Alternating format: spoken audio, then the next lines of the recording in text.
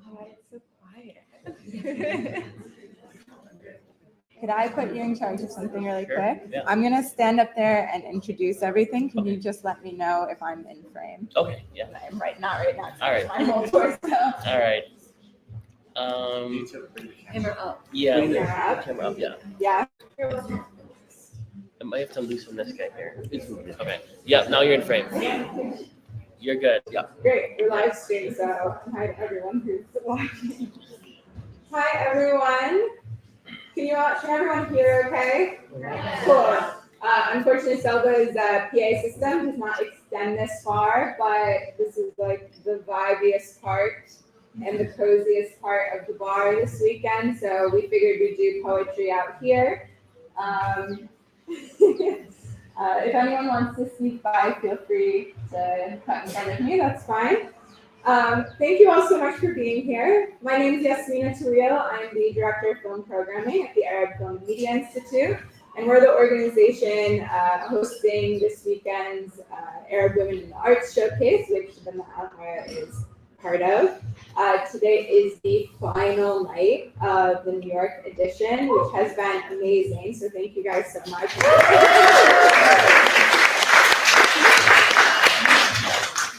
We're doing this online as well, so that's why there's a camera here. We're live streaming tonight's poetry, but we also online have a virtual art gallery, film screenings, and like a zine workshop coming up this week. So if you want to keep doing this kind of stuff into next week, check it out. It's at arabfilm.us/women.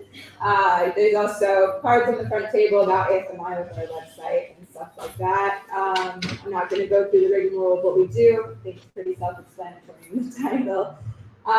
We are in San Francisco next weekend, so if you have any Bay Area friends, we're going to have a whole version of the Nour Al Ghraowi out there with local artists, as well as film screenings and poetry and stuff. Tonight we have 4 really amazing poets. I'll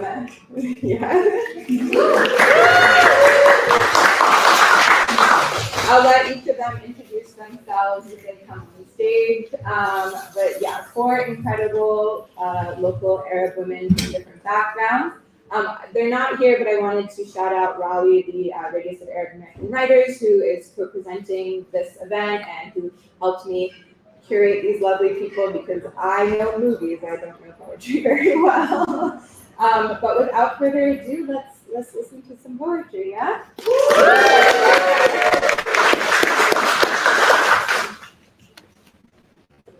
Hi everyone, thanks Yasmina, and thank you all for putting this event and this show on. Thank you Rama, thank you Dalia, thank you Salva. It's an honor to be here. It's an honor to have worked with you guys in the past few days. My name is Lara. Lara's art's on display too. I just want to make sure everyone knows that. Get your girl into it. And I'm going to be reading my poetry for the most part, but something that I've been doing in the past 7 months, whenever I'm invited to read, I always start every reading with a poem by a Palestinian poet. And today I'm going to be starting with a poem by Fadi Jouda from his latest book, which you should absolutely get. It's a book without a title. I call it the Ellipsis book. It's open to interpretation. And the poem that I'll be reading goes as so. You will be when we be. You will stay when we stay. You've made our tears yours. Your memory no longer possible without us. You will need our sky for yours to hold up, and our sea waves to teach you return. We will return, though not as you have. Say you're sorry. Will you say sorry once?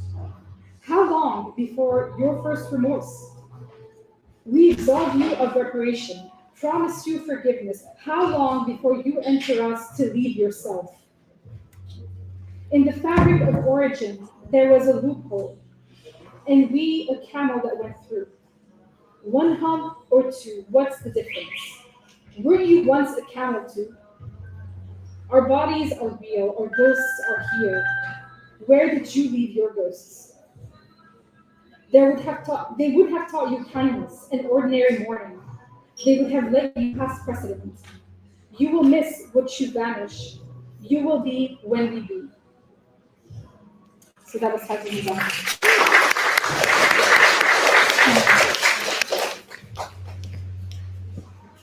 Okay, the rest is me, and I'm not Fatih Nizam.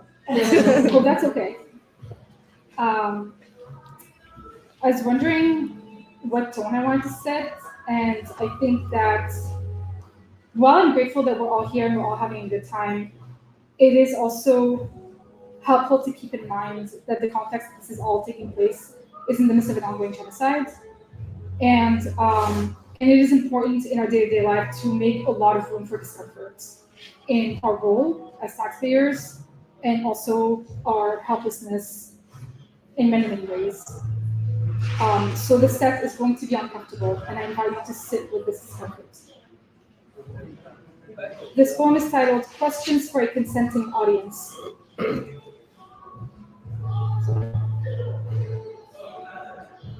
How many metaphors can you cull from limbs?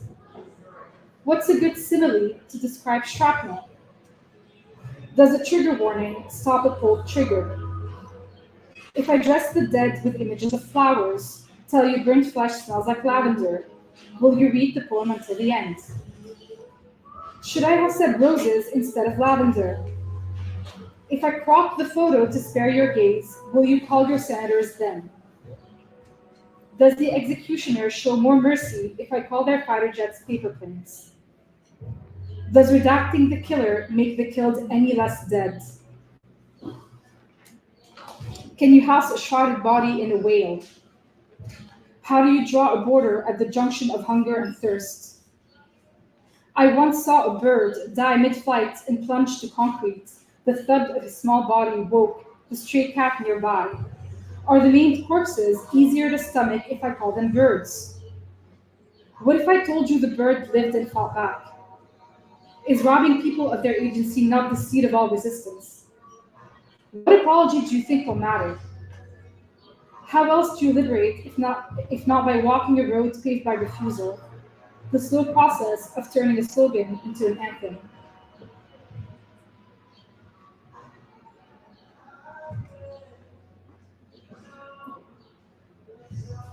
How are we feeling?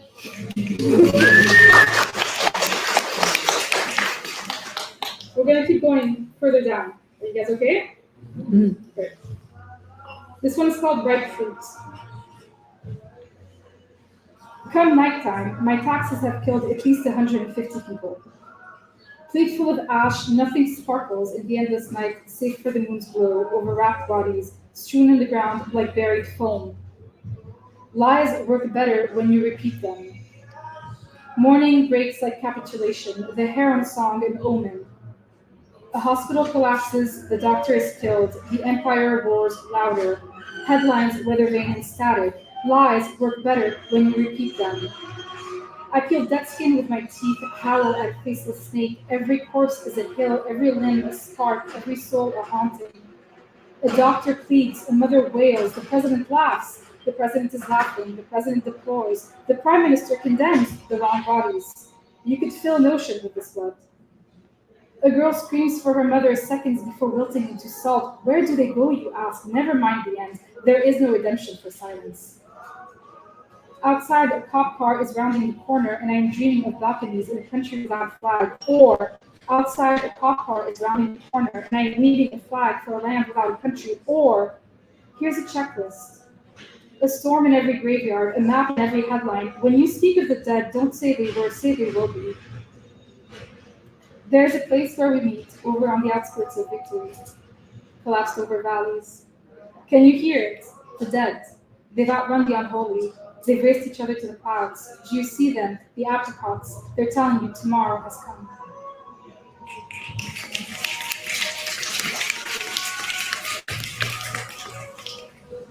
Okay, this one is still very much at the draft stage, so we're going to see how this goes. It doesn't have a title yet, that's how drafty it is. One day you wake up in another's heartbeat. Unplug a stranger's smell like an ingrown hair. Run the alphabet in French just like you were taught. Remember to refuse a world that doesn't want you back. Remember, you did not die, but were instead buried in the slits of another city's memory. Streets that were once yours until they weren't. A house that held you until it couldn't. Your body swinging, unmoored, hungry like refusal. Some things are best left outlived.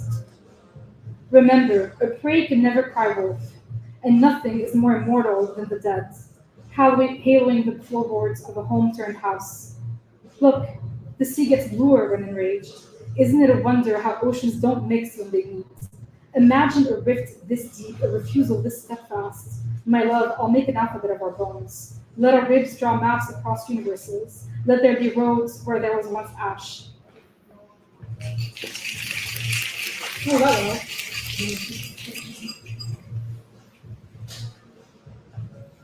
This poem is titled Everything Led to This.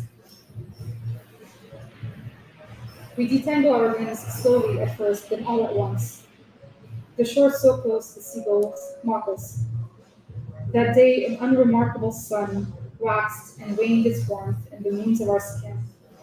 This love a tremor beneath our feet. At night the earth shakes like a summoning. Tomorrow's grief anchors me to a looming threat. Every night at low tide I ask you who stole the sea, who swallowed the land. No one, you'd say, mouthful of grilled fish. Nearby, a crowd raises a toast. The sea further recedes. Our eyes dart away from the bodies in the water. Thousands of miles tucked in the inches between us.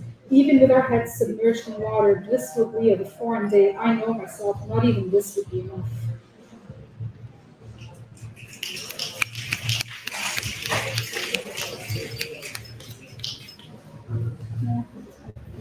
All right. I wrote a book called Exit Signs on the Seaside Highway that came out last year. I haven't been reading much from it anymore because it's been a year and I'm over it. But I'm gonna end with a poem from this book. And since it is spring and summer's around the corner, this poem is dedicated to the 4th of July. Oh my God. 4th of July. I could tell you world peace, but I'm not sure you'd want to listen. Between mouthfuls of ice cream, beers flowing like down the street, laughing on a Brooklyn rooftop. And did you see the fireworks stay out the sky like bombs? And did you see how it rained fire in Gaza last night? And did you know we paid for it? I say we like me too, like I paid for it too. And did you know we also torched the skies of Iraq and Afghanistan? Did you know we paid for that too? Yes, we, like me too, like I paid for it too. Like every year, it's July, we're back on that rooftop, cheap beers in hand, grinding bird meat with our teeth, the skies dark as eulogy, screaming and flashing lights, and you call it a celebration, and we're all at that party. Yes, we, like me too. I'm at the party too. Okay. Thank you.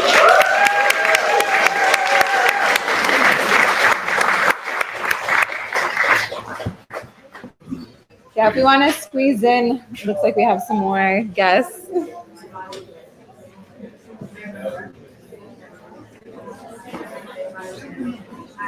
Yeah, Nour, if you want to come up, I think people are just going to rearrange a little bit.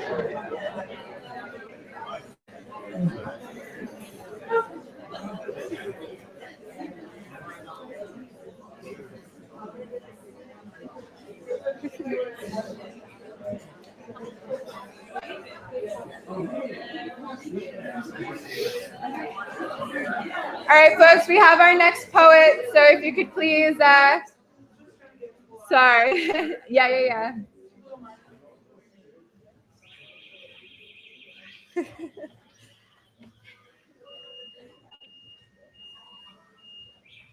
Thank you, everyone. All right, hi everyone. My name is Nour. I'm from Damascus, Syria. Thank you so much for being here. Thank you for the organizers, Yasmina, Daria, and everybody else, and Selva for having us here, especially on this rainy day. I know it's glad I said spring, but it doesn't feel like spring. Yeah. Hopefully soon. I can barely see, and I forgot my glasses, so let's hopefully this will go well. Today I brought two new poems that they're still work in progress. I wrote these poems for Wednesday. I'm going to open with one and I'm going to close with one. But the poems in between, I actually wrote them for Syria, but they actually fit both places, Wednesday and Syria as well. The first one called For Insert City Name. When I close my eyes, I see children's faces, no bodies, cheeks resting on rubble, eyes open, limbs missing. The hand remained holding onto the bedroom door, but the door is gone, so is the bedroom. And the mother, and the father, and the grandmother, and the uncle, the cousins, their names erased. Terrorists, they called the small hands that once held a teddy. I see dust gently resting on their eyelashes, particles so small, and all I can say is, I'm sorry. They seem so peaceful in their heavenly sleep. I reached to embrace them, but my arm hit a scream so loud, so muffled. Help me, please, please, for the love of God and those who you love. Ammo, please pull me out. I think I'm alive. I heard the girl, but the girl couldn't hear me, will never hear me. I am stranger to her. To me, she's my sister, my mother, my daughter, my cousin, my neighbor. I've seen her blood on her, blood spilled. I don't know how to end this poem. With every letter written, a body falls. Keep the page open, they're falling, watering the land, planting more olive trees, not with water, but mother's tears, purer and holier, those of martyrs. Thank you.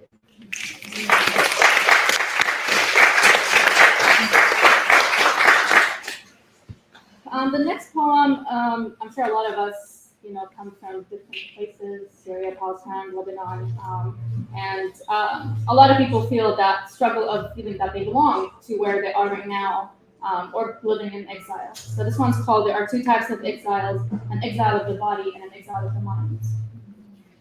You want to be there, your body refuses to move.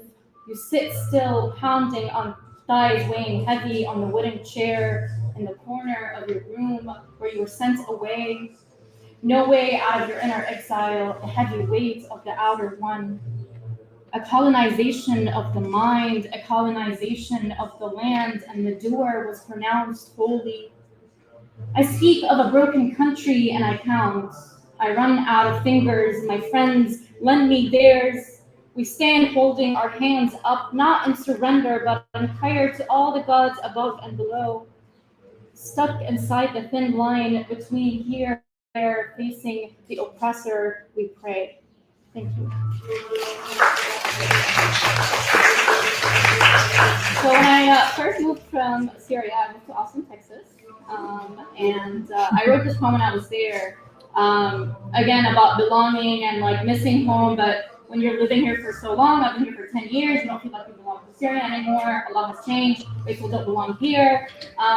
This poem is about a marriage between the jasmine flower, which is the flower of Damascus, and a blue bonnet, which is the flower of Texas. So this one calls Zawaj. To marry in the shadow of the war is to choose a destiny doomed. A Damascene blood fed into the river under Mount Qasim looks over an unrecognizable city. I know Damascus is me. The sound of bullets still echoes between the alleys of my brain dancing.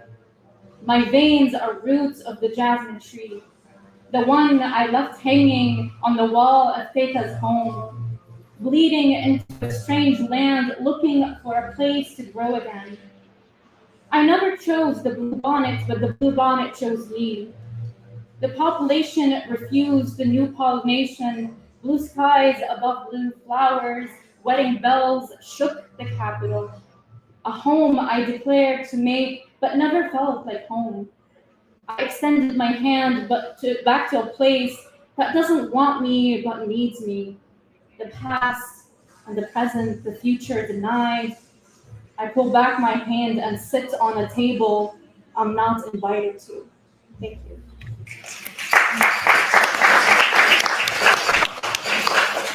The next poem, I wrote it for martyrs in Syria, but tonight I want to dedicate this poem for all martyrs in Syria, Damascus, Idlib, Aleppo, and everywhere else. It says, and now what should we do? Father, martyr's body, but do not wash away his blood to water this broken land. Mother, tuck your son in white linens, head to toe, his face uncovered to meet the sky. He's heading to heaven. Friends, place his body gently down the rusty wooden coffin and carry him on your shoulders while you wave to his past and envy his future. Men, keep him high up on your shoulders, marching a liquid street for his last landing, chanting La ilaha illallah wa shaheed habibullah, till you meet the mosque and pray and pray and pray. Women, his mother's shrieks hanging on the edge of the balcony, reaching down for her son, her body is hanging. The light of my eyes, she called him Nour Al but blindness took away the last spark, now begging to follow him over and under. Gravedigger, bury him there where his father and brother laid before him. The weight of his body will protect their bones. Their souls in heaven will meet. Hear them laughing. Thank you.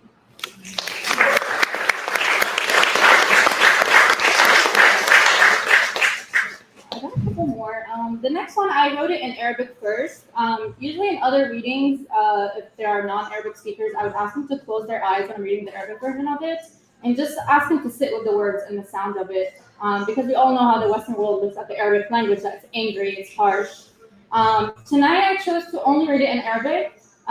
Whether you speak Arabic or not, feel free to close your eyes and just live with the poem. It's a sad poem, but I've heard people say that they meditated when they listened to it, that it took them back to their childhood. So just feel whatever you feel while I'm reading this. It's called الولد الذي رفض عبور الحدود. حلب سوريا على حافة طريق سوق المدينة.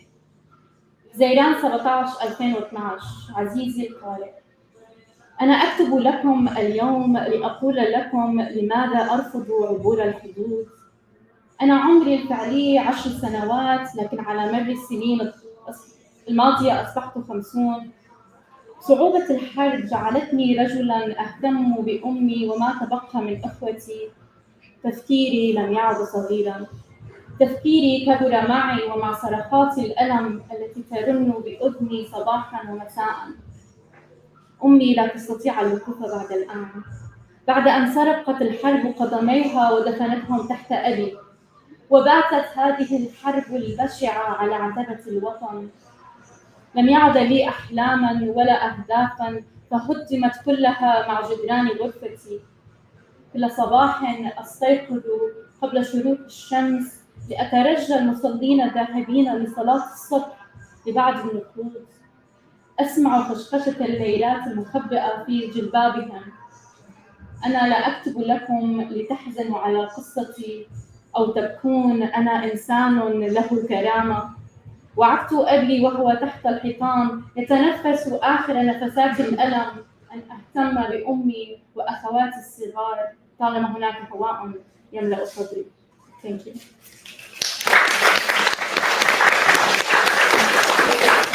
This one's short. I'm not reading in English, but this is a poem about a little kid who lost part of his family to the war, and he's trying to take care of what's left of his family.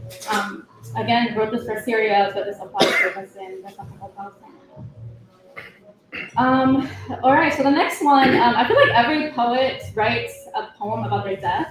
I don't know why, but I wrote this a few years ago. It's called The Evening After My Death. The evening after my death, the world will appear small. My mother will see my tiny face in every corner store she visits to buy her cigarettes before she returns home to hold the next piece of clothing I left behind and sob, "Be still, my heart." My father will hear my tiny voice in every customer who dares step a foot in his shop, while he's thinking of me and how much I hated being there. I miss the smell of chocolate. The neighbors' boys will not remember how much I hated it when they called me, "Hey Barbie." The many years that separated our birth, tiny me, I'm not your toy. Even Abu Ala al-Ba'al will try to remember all my candy and late night cravings. Tiny me, take all my pocket money. The evening after my death, my sister will lend me a tiny forgiveness for not letting her borrow my shoes. It doesn't fit. My brother will finally understand why I answer each question with another question. I push him to be the best version of himself. Just listen to me.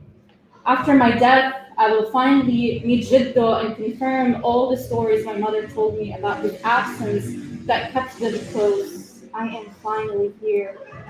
Sit down, small world. This place is nothing but a peanut. Thank you. This is my last poem. It's also a work in progress, and I also wrote this for Gazi. But it's called Ana Arabi, means I am Arab. Ana Arabi. I feel numb, and it feels so privileged to say that. We've been witnessing death for decades. We've seen torn bodies for years. We've seen crying mothers, fathers, and sons with broken hearts. My eyes are dry, yet I cry every night before I fall asleep. Have you seen eyes cry with no tears? They're as dry as the poisoned river. It feels so lonely, yet I know I'm not alone. The trauma is not born, but resurfacing after years of training to suppress it. My pain is not your pain, and your pain is not mine. But the difference is in power, and I've got none. I could use my voice and scream, but all they hear is muffled sound. What do we know about loss? What do we know about death? What do I see but leveled homes, separated families, and a father kissing his son's cold face? My poem lacks punctuation, they are mourning. The periods don't want to end my speech. The comma is interrupting. My question mark is tired, and my exclamation point is not enough. Not enough. Not enough. Not enough. Thank you.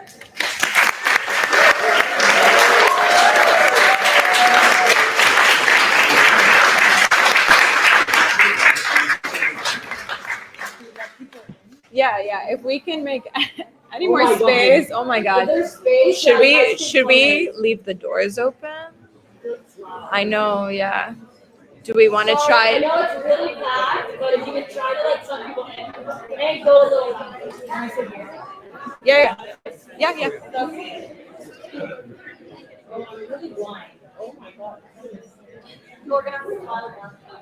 Where did you all come from? Only 50 of you RSVP'd. I would have not done this if I had known 100 people would show up. Do we want to move into the main bar? Yeah, that's my concern as well. But people won't be able to hear in there, I don't think.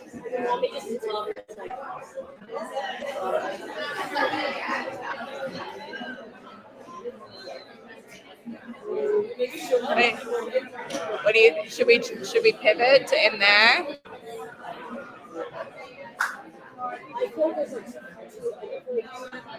Too many people, no matter what. Yeah, but then at least people could come inside. You know what I mean? Yeah.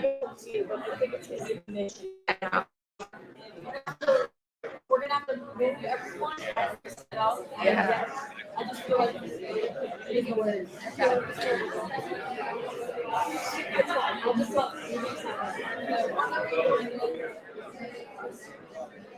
well, there's space up here now.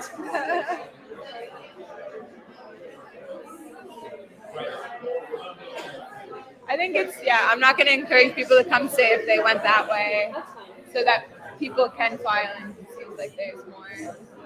Okay, I'm just gonna.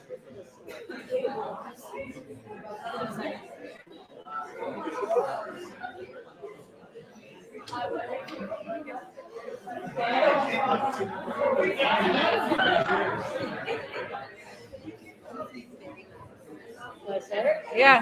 Hi everyone. We're gonna keep going because there's one more person after me, and then like party and drink and we cool. I'm gonna try to project as much as possible. Is this good? Yeah. Wow. I feel really powerful. Okay. My name is Dalia. I'm going to be reading from a zine I made, which is for sale if you want it. This is the, like, what do you call it, like the tester copy? So it looks, the display, no, it's actually the first, whatever. The new one is cuter.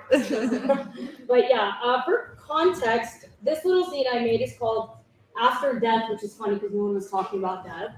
And I feel like a lot of times your death is like the best way to relate to yourself. And just for context about what this little zine was, is I went through just like a lot of health stuff last year, and I was like ruminating and like thinking about like what if I die, you know, just like a lot of stuff. So it's fine now, it's like funny, but like, like the poems are like a little serious, but they're kind of also sarcastic. So we'll just take it as that. But yeah, I'm gonna read a few from this. And yeah, it's really small text, so I have to use some. I'm really sorry. Woo, I'm nervous. Okay. So each poem like coincides with a month, and each month like has a theme, and it goes like the last year before I turned 30, because I just turned 30. So, oh, okay. I think there's a lock that's broken on the bottom that's dragging. Yeah. All right. This first poem is called Sickness, and the month is July. Being in and out of this place can make you feel important, maybe even a little famous. Every stay is another opportunity to scribble your signature, get a wristband, and have people wish the best for you. It's also a chance to be pricked and prodded like a shared dish or lab experiment. The blood-sucking vampires come in, vial after vial, bite after bite. I daydream about giving myself to another, but how can I when I don't have enough? The wires attach to me, and then they multiply. I am this 10-legged creature, the monster Frankenstein. A museum site for the children waiting on their grandmother to die. But, like a cat with 9 lives, I will return. I've got 9 ways to die, and this is me on life 3. If I'm here long enough, maybe the wires will turn to cobwebs, and some friendly spiders will make a home. How's it person?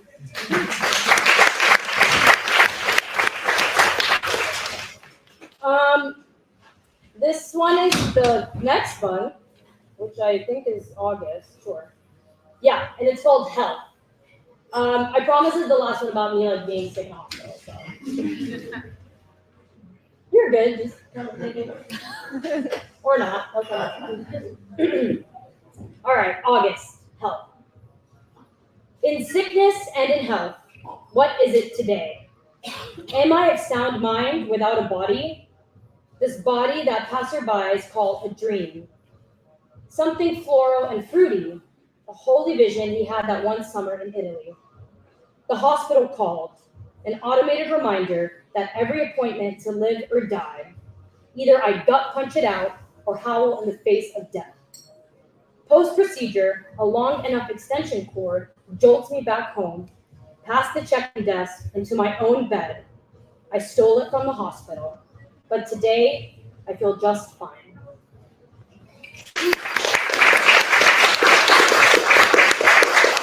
This next one is September, and it's called Unemployment, because I was let go from my job after the hospital. Not because of that, but yeah, it was just fun. And I felt like I was going like a little insane, so yeah, this is about feeling insane. So September, Unemployment. Here. The birds on my windowsill survived their scuffle. Did you hear? I survived my last paycheck. I am a Muslim, a Christian, a Jew, your mind's eye, a devout worshiper of this AC unit.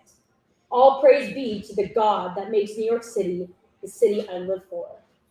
I am a French fry lover, a French fry fucker, a believer in the coffee shop gospel. If I stay long enough, I'll find what I'm looking for, or simply face death by caffeine consumption. Back at home, I suck the juice from rose petals. My plants flirt, blush, and brush against one another. The cake in my fridge sings for a birthday.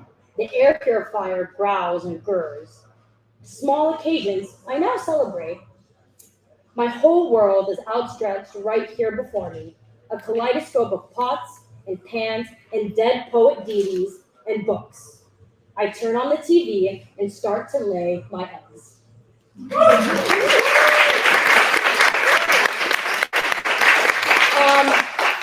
This next one is called October, and it's dead fish because I was meant to fly to Lebanon to see my family in October, but of course what's happening in Palestine made that a little difficult. And I was thinking about my family and friends and cousins who live in Lebanon and thinking that like for those first few minutes where you lose that contact, you kind of like freak out and you don't really know what's happening. And then my cousin like posted a poem on Instagram and I was like, oh, she's alive. So this is kind of about that weird, I guess, moment. But yeah, so they can come in if they want to go. There's some more space to sit here. Yeah. Sorry. You know it's tight. Karina, come inside.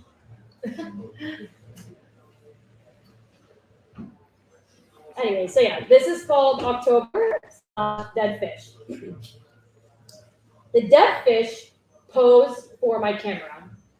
I snap a photo. Click. It would have been better if they were alive, the Turkish fisherman says, or something like that. But the fish are lucky. I caress my home so effortlessly on the map. I travel to Beirut and Tripoli and Tel Kalaf and Latakia and back. A fish could swim there. I am so close. Darwish wrote, "Who am I without exile? And I know I am here by chance. This life is a blessing and a curse." Last night, I dreamt I lived in a tank. Today, my cousin wrote a poem, and I know she is alive. Yeah.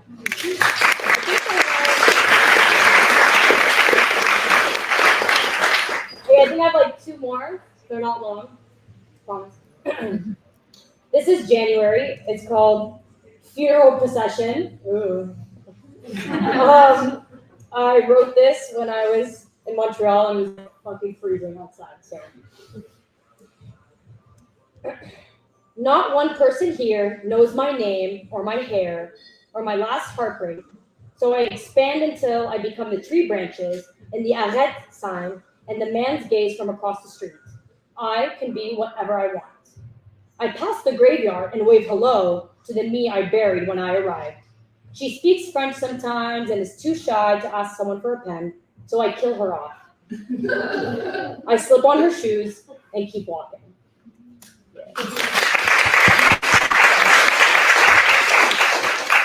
This one is called March, and it's called After Death, which is my zine. So this is really short. Phew. Sigh. Sense of relief. It was a myth that I wouldn't make it out of this shit alive. Death feels so delicious when you decide when something dies. My body belongs to someone who knows better. Our dalliance was lukewarm at best. It was a breakup, guys.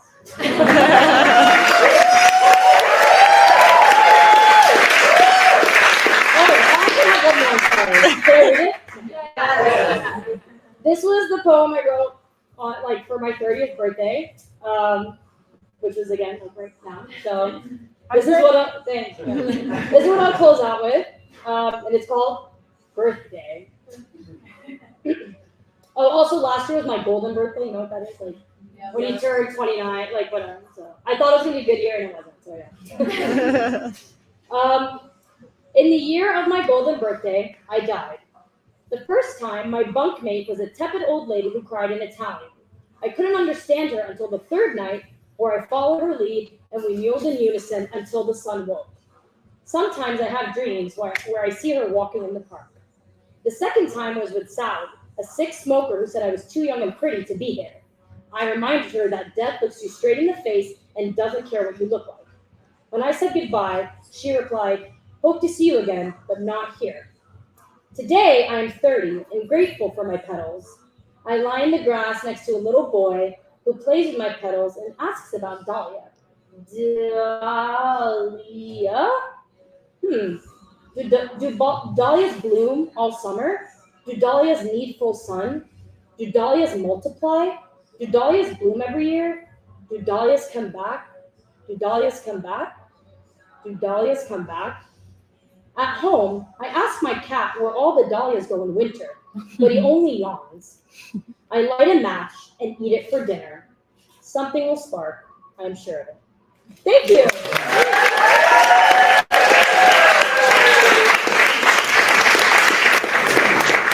All right, we have one more poet.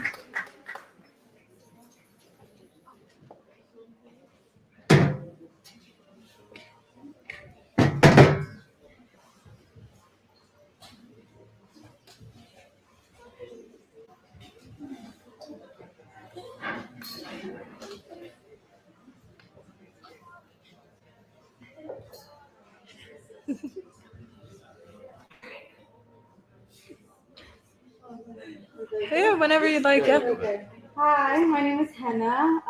Thank you so much to Yasmina and all the other phenomenal organizers and everyone who was a part of the Kada, including the amazing three poets that just came before me. I'm a Palestinian American, and I am newer at performing poetry. I'm a screenwriter, so usually I write scripts that other people read parts to. And so I just thank everyone here who's in community with me hearing the words that I come out of my mouth.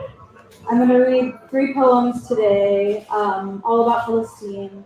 And I'm reading them in the order in which I've written them.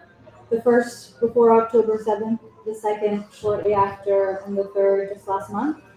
The first poem is inspired by romance, the second by friendship, and the third by anger. I think the reason I love so intensely is because the one I wanted the most was always out of my reach. Her name is Palestine, and she would have been my home. I remember once conversing with a fellow Palestinian poet. She told me all her poetry was political. She said to me, in fact, all Palestinians were innately poets. We had to be. We wrote with the blood of our ancestors and could only survive if we found beauty amidst our turmoil. It's perseverance, survival. She asked me how old I was the first time I put Palestine's name to my paper. I swallowed hard, trying to recollect, knowing I wouldn't. All her poems were about Palestine, she said. I felt a pang of embarrassment because I'd never written about her. My poems were silly or smutty, always about a woman just out of reach, a woman with the capacity to hurt me, a woman I desperately feared losing, a woman I obsessed over incessantly. Then this morning, after I spent my night with M, and old love would become new again, it clicked in my head.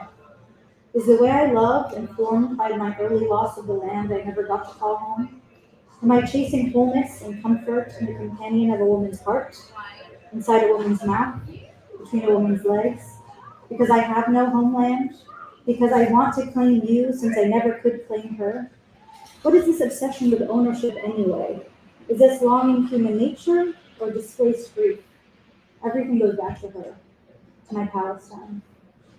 My love language, much like my tongue, is sharp and dramatic.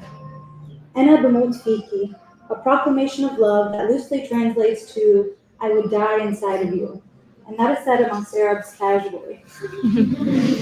Allah yin'al ilina fadak. This one means, may God curse the father who birthed you. I told you, drama. Instead of babe or love or darling, we say hayat qalbi, the soul of my heart. Instead of a simple yet effective fuck you, يبعت لك حمى. May you get a fever and die. Instead of fuck off, we go يخرب بيتك. May your home get destroyed. Now that one's personal. So Bodini, this one's one of my favorites. It's really just a way of saying I love you so much, I'd rather die and have you bury me before ever imagining having to use you. Moral of the story is that it's unsurprising that drama courses through my veins, from my lineage to the very fabric of my language. And just as the drama courses, so does an unnerving longing for home, a home I never had, a home I continue longing for. And when it hurts too much to feel this loss, I turn to another woman, another love, another place I can call home. because I'd rather cry over a woman than cry over homeland. I cried while writing this poem. I could cry right now. But I found comfort in my tears, so much so that I sometimes even take photos of myself when I cry. They call this anti-dopamine dressing, documenting your sadness instead of masking it with smiles and glitter. I only know this because my old love, the one who's become new again, told me. Suffice to say, I have more tear-filled photos than I'm proud to admit, and she knew this. But I cling to my tears because they remind me that I'm alive. Mahmoud Darwish, a Palestinian poet, once wrote, "I leap to make myself known." I get that because I can really only feel in extremes. Because I know the good and the bad are both fleeting, so I want to absorb each while I have them. I don't know if that's right or wrong, and I don't really have concern in finding out, but I do know drama, whether euphoria or resilience or heartbreak, it's who I am. It's who Palestine is. And after all Palestinians are poets. We dip our quills in the blood of the occupied, and when we're not resisting, we seek refuge and home in the heart of one who will finally let us part loose. So I will continue to be too much, love too hard. I will continue to search for a woman who I can call home. I will feel too deeply and send texts too long and cook meals too savory and dance moves too clumsy and cry tears that are too much in hopes that the seed I plant inside of you will sprout and grow and that you can remain mine and maybe I could even be yours and we could be each other's home. So when I was first asked if I wrote poetry about Palestine, I believed my answer was no, only to come and find out, of course I had. I had been this entire time, because she is both the love I chase and the person I am. And I believe to I would die inside of you.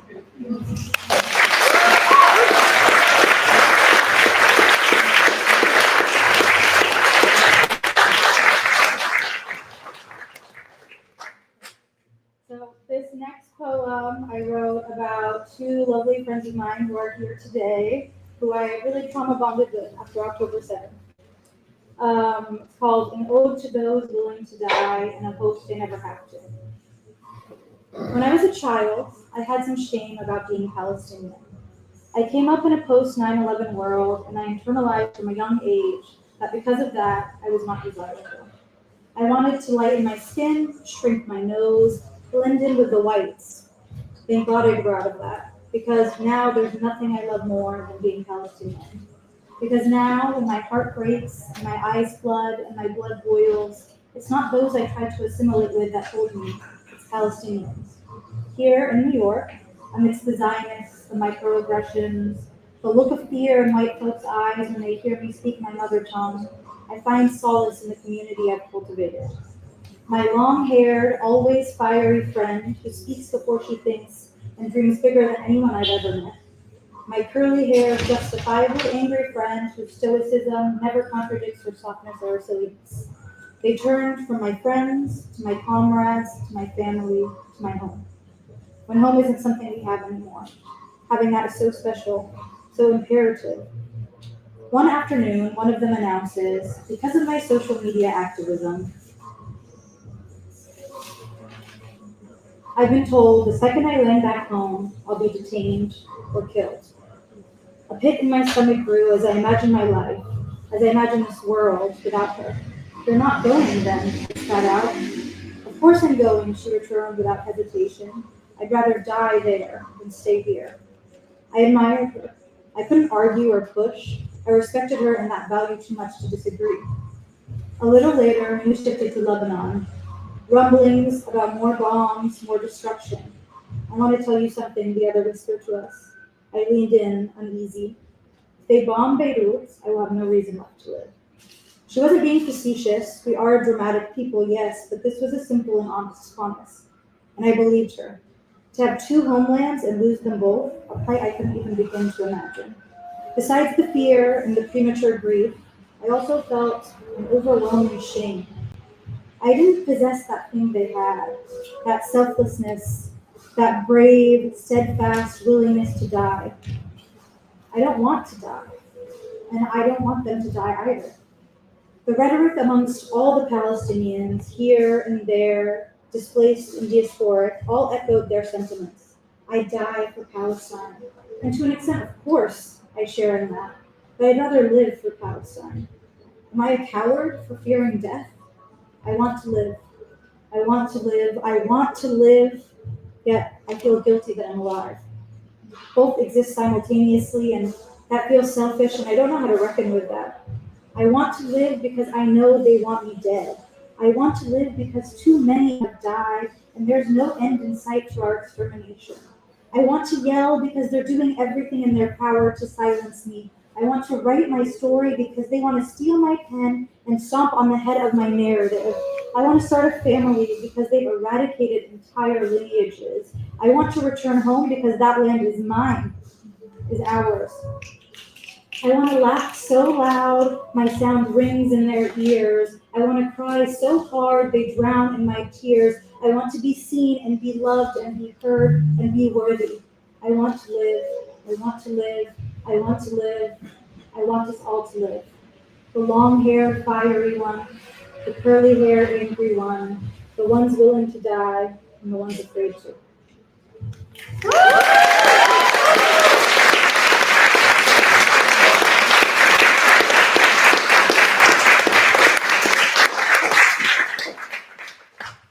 This is my last one.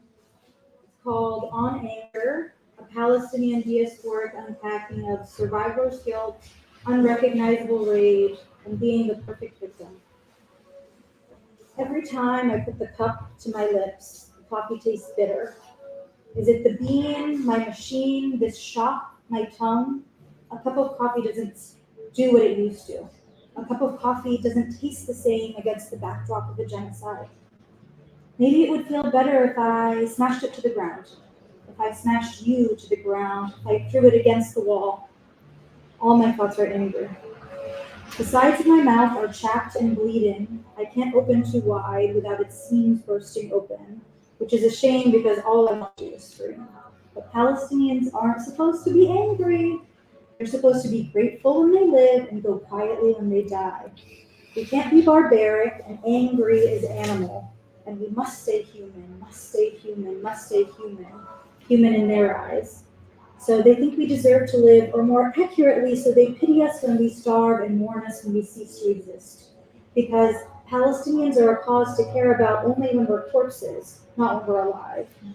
Has humanizing ourselves ever even resulted in saving us from the grasp of their death? But no, have the moral high ground, remain resilient. Let them be in awe of how full of faith we are. Never deviate or they'll forget that we're human, forget that we existed, that we still do. The only thing I'm hungry for are the unsavory thoughts in my head, anger manifesting in fantasies I wouldn't dare put to paper. I look in the mirror, the dark circles beneath my eyes permanently sunken. There are new parts of myself I don't recognize. There are old parts of myself I can't find. My hair is spinning, well, I was gonna say my sanity is running out, but I'm fairly certain that ran out months ago. I snap at people I love. I doubt nearly all my decisions. I wake up in a cold sweat. I see slaughtered body parts whenever I close my eyes. I hear wailing mothers beneath the hum of my train to work. And if I'm unwell, here, drenched in undeniable privilege under the safety of my roof, without threat of bombardment, in a fridge full of food, what are they? No amount of consumption of trauma can equate. So my heart breaks and my hands shake and my blood boils and my fantasies, I digress. So I bite my tongue and I celebrate the bare minimum. The obscure red pins, the looks of pity, the performativity. But no, I'm grateful I am at the efforts in these unprecedented times. But it's hard to celebrate a shift in mindset when all I see are corpses. It's hard to keep the faith and cling to hope and remain optimistic and be consumable, but not call people out who fetishize or appropriate because it's not the time to be critical. And check your diasporic privilege. Don't you know how lucky you are? I do know. I do. And don't be needy or, God forbid, do too much, but also don't isolate yourself and don't ostracize people from the cause. They're doing their best. and be intersectional but center the right people, and be vulnerable and try to garner sympathy, but not cry so much that you seem hysterical, and keep functioning in society because we are still in the cog of capitalism, and be loudly Palestinian, but try not to get hate crimed, and don't forget your right to exist is actually anti-Semitic. Be grateful and guilty and patient and level-headed and whatever you do, don't be angry. But I am angry, and I don't know that anything can temper that. I'm angry, and I'll stay that way until Palestine is free.